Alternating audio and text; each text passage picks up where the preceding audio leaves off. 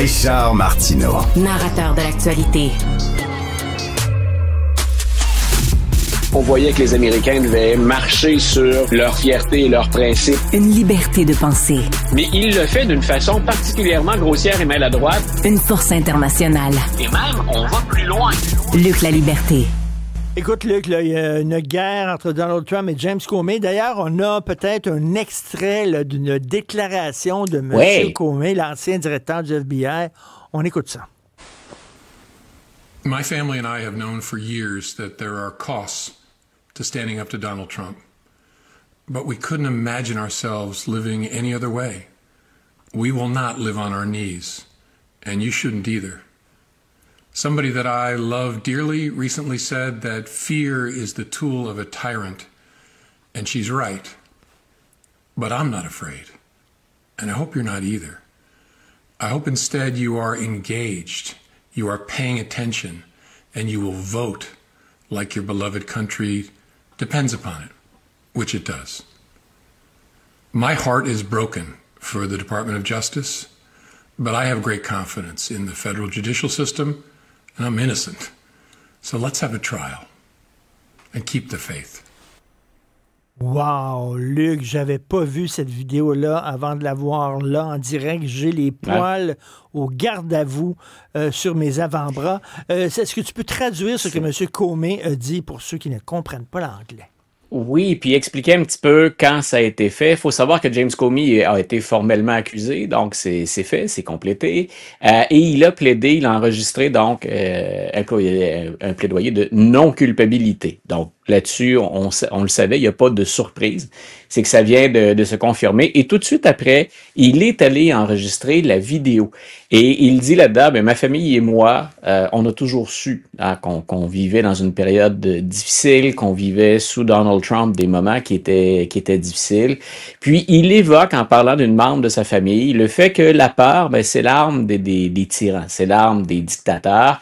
Et il a fort à parier, mais ce n'est pas sa seule fille. Mais sa fille était également procureure à New York et elle a été congédiée. Donc, entre autres, elle a travaillé sur le dossier de Jeffrey Epstein. Donc, ça ne s'invente pas, ça fait beaucoup de choses à digérer.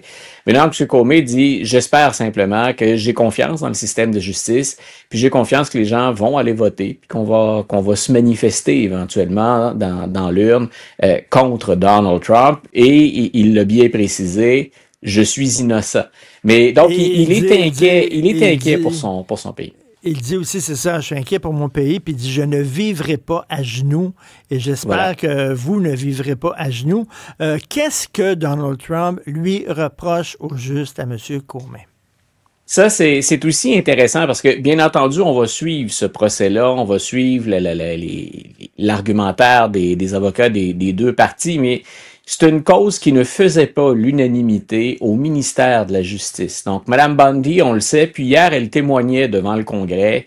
Et j'ai rarement vu une procureure générale des États-Unis défendre autant directement le président, alors que c'est pas lui qui est appelé à témoigner hier. Donc, elle s'en est pris des sénateurs directement. Donc, Mme Bundy a décidé d'aller de l'avant, puis on accuse donc James Comey d'avoir menti quand il parlait, entre autres, de la collusion possible entre la Russie et l'équipe de campagne de Donald Trump. Puis, il aurait menti lors de témoignages au Congrès. Mais, je répète, à l'intérieur du ministère de la Justice, il y a beaucoup de gens qui ne voulaient pas toucher à ce dossier-là parce qu'on pense l'avoir déjà vidé, parce qu'on pense que la preuve est faible, voire nulle. Et on est quand même allé de l'avant.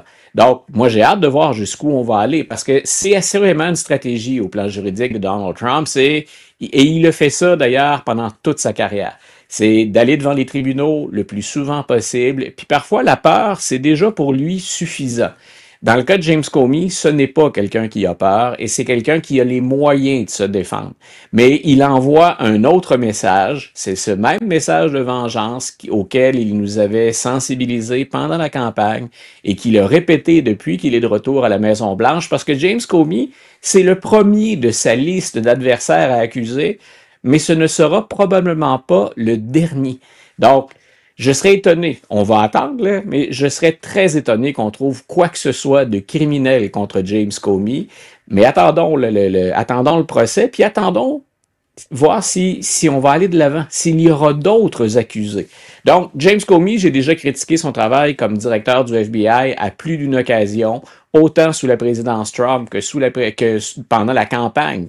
Donc, qui a mené à la victoire de Donald Trump, mais où il était intervenu par 2 fois dans la campagne d'Hillary Clinton.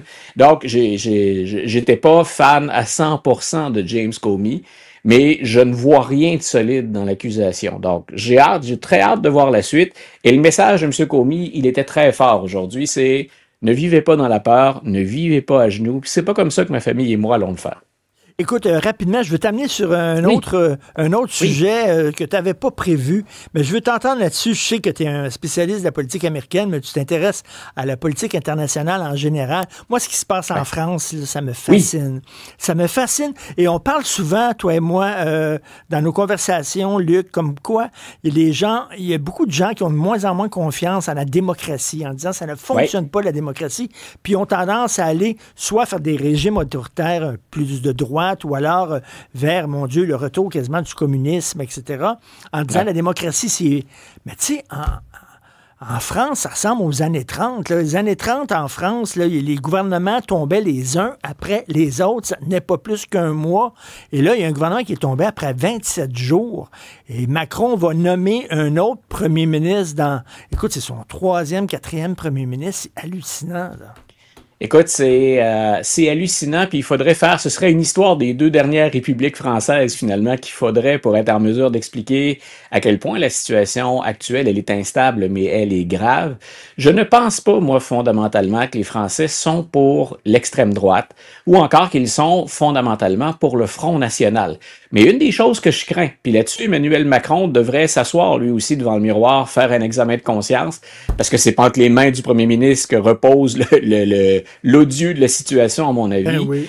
Mais Emmanuel Macron a déjà gagné en brandissant la peur du Front national, mais il a beaucoup sur la conscience, Emmanuel Macron, et je pense, écoute, je peux me tromper, puis d'une façon, j'espère me tromper, mais je pense que les gens peuvent aller maintenant vers le Front national en se disant, les autres, on les a tous essayés. Pourquoi on leur donnerait pas une chance à eux? Et eux, au moins, on a l'impression, et c'est triste pour moi de le dire comme ça, mais on a l'impression qu'eux nous écoutent sur des enjeux qui sont fondamentaux. Je t'ai déjà expliqué, par exemple, qu'aux États-Unis, Donald Trump, je n'aime pas la façon dont il gère l'immigration. Mais le message qu'il envoie aux Américains est fort. C'est, je vous avais dit que je serais dur sur l'immigration. Je suis prêt à enfreindre des lois. Hein, il est pratiquement en guerre contre le Venezuela sans l'avoir déclaré. Puis on se permet de tirer des navires sans preuve, sans procès, sans justification. Mais ce qu'il dit aux gens, c'est, je vous avais dit que je le ferais. Je vous écoute et je suis prêt à aller jusqu'au bout. Et pour nos amis français, je ne sais pas à quel point M. Macron et les autres les déçoivent présentement, mais s'il y en a plusieurs qui vont vers le Front national, je pense que c'est à bout de patience envers les autres. Mais moi, je pense qu'il n'y a pas le choix d'Emmanuel Macron que de démissionner. Là. À un moment donné, le problème, c'est lui. La marge de manœuvre que le premier ministre n'a pas, ou la première ministre, on ne sait jamais, c'est pas là même Emmanuel Macron qui l'en a privé. Donc, ça fait partie des dossiers, effectivement, qu'on surveille. Et je n'aime pas le fond de cette histoire-là, justement parce qu'il y a des éléments qu'on a déjà vus. Ben oui. L'histoire se répète pas, mais ça lui arrive de bégayer l'occasion. Donc, on est dans une phase de bégaiement. Exactement. On bégaye les années 30 un peu. Là. Luc, merci beaucoup. À demain. Salut. Bonne fin de journée. Bye.